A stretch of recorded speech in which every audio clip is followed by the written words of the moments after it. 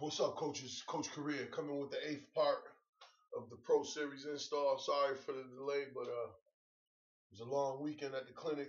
It was my daughter's birthday at the same time, and I had my family with me, and just was a little bit burnt out with football after a long weekend of football, trying to handle my fatherly duties. But anyways, here's the 8th part of the series.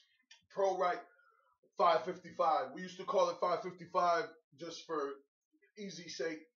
5-man protection, five five guys out in the route, and it's a 3-step drop with a hitch up. So I considered it sort of like a short 5-step drop or a quick 5, like Bill Walsh used to say. Um, this was something when I was a young coach and I didn't know any better about clinics and forums. I designed this myself because it's what I thought the West Coast offense was, but then coming to study about the West Coast offense, this is sort of kind of a similar concept. You know, before I knew any better, this was the only way I knew how to get 5 men out on the route.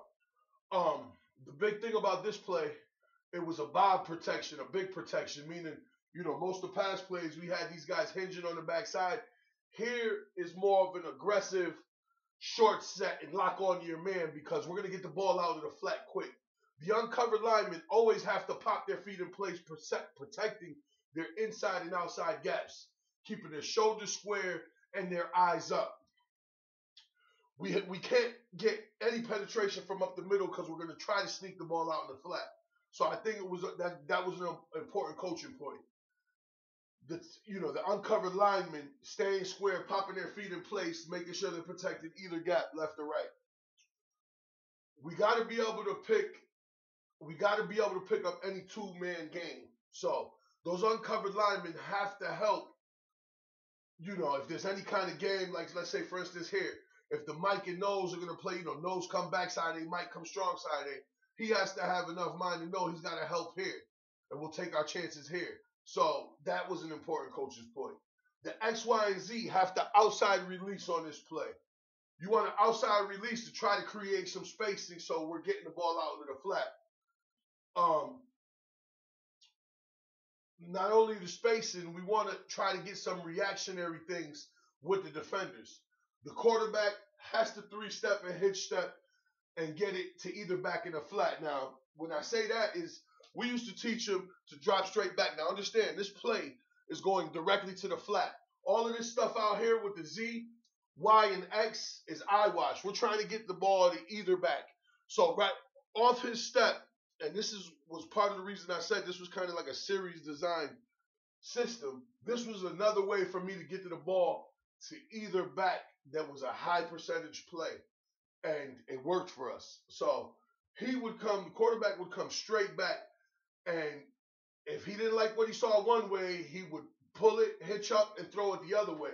And we completed it more times than not. Let's get right into the play. So against your standard 5-3, pro right 555, Z and Y, X will all outside release.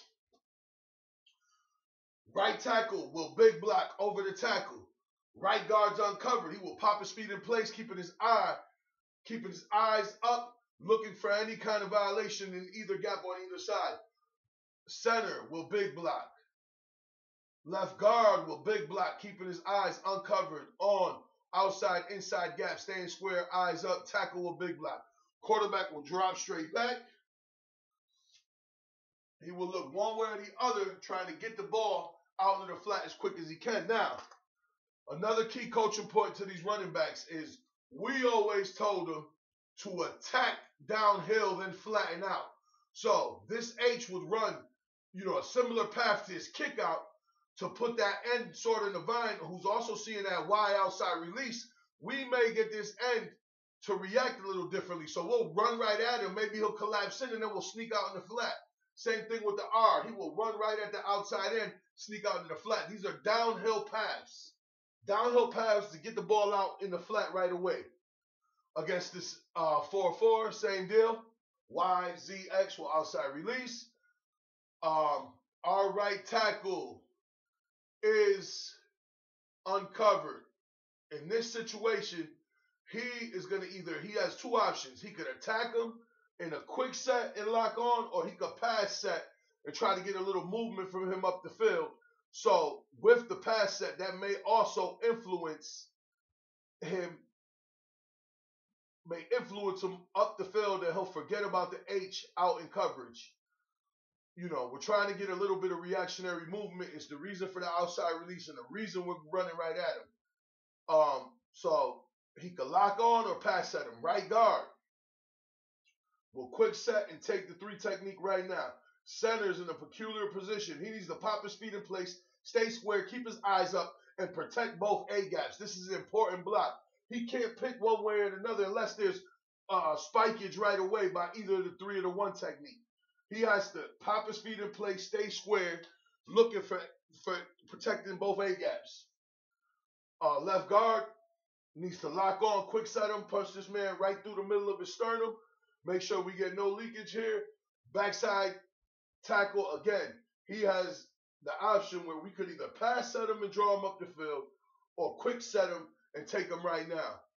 And either way, these backs need to take that downhill path where they're running right at these emals and flattening out right away.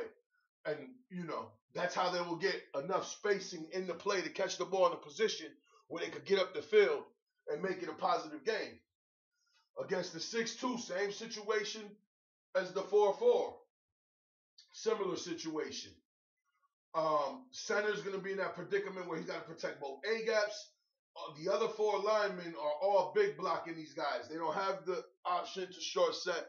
They're gonna step back, get their hands out, and protect aggressively. We want to be physical in the pass game, so we don't try to give them too much. We gave you a boot type deal with our counter pass. We gave you a true 3-step with a hinge and aggressive on the front side, so it was similar to the boot. Here, once again, the carryover here is aggressive. We're not going to slide or half slide.